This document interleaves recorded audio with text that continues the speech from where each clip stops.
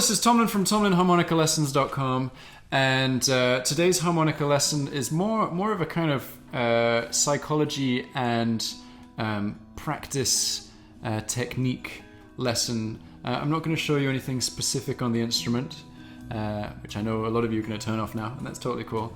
But I want to talk to you about the importance of establishing small goals when you're practicing. So, ask yourself the question, do you jump around from one thing to the next and not feel like you have anything completely nailed?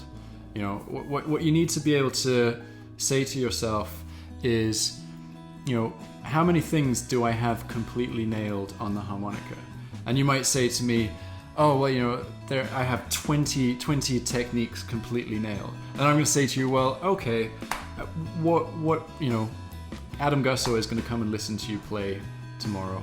How many techniques do you have completely nailed? And then you might get a little bit shy. You might be like, well, okay, actually, I've only got five completely nailed. And I'll poke you a little bit more. I'll say, okay, well, Gusso's coming, Ronnie Shellist's coming, and Jason Ritchie's coming tomorrow, and they're gonna have a look at your technique. And then I want you to tell me how many things you feel that you have completely nailed. And chances are you probably don't feel entirely confident in one aspect of your playing when it really comes down to it. And this is why it's super important to not think about everything that you have to do on the instrument to become great like one of these awesome harmonica players. You just need to think about the small goal that you can completely nail. So what I do is I have a practice diary. I have a little book that at the beginning of the book I write 3 very small goals in, and it's usually something along the lines of I'm going to be able to hit the 3 half-step bend perfectly every single time on any key harmonica. It's that level of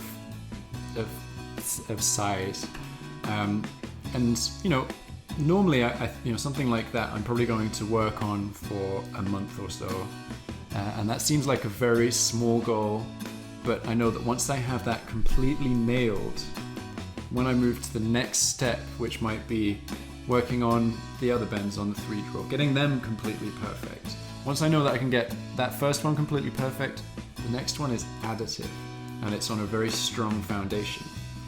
Whereas what I think a lot of people tend to do, myself included in the past, I've sat down and I've been like, well, this really simple thing I can kind of do okay, and it's not very exciting, so I'm just going to go on to the thing that's really flashy.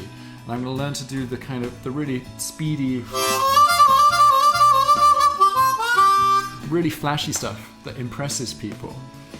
And, that's totally normal. We all want to do that. But then you just get a really kind of weak tower of technique that's kind of a little bit rickety. And if you're really tested, it's you're going to be let down. So this is why you want to set very small goals and not worry about everything that you need to do on the instrument, and just focus on 1 or 2 things that you can fix now, and then focus on the next 1 or 2 things. And before you know it, you'll have a massive, very powerful pyramid of technique rather than just this rickety tower.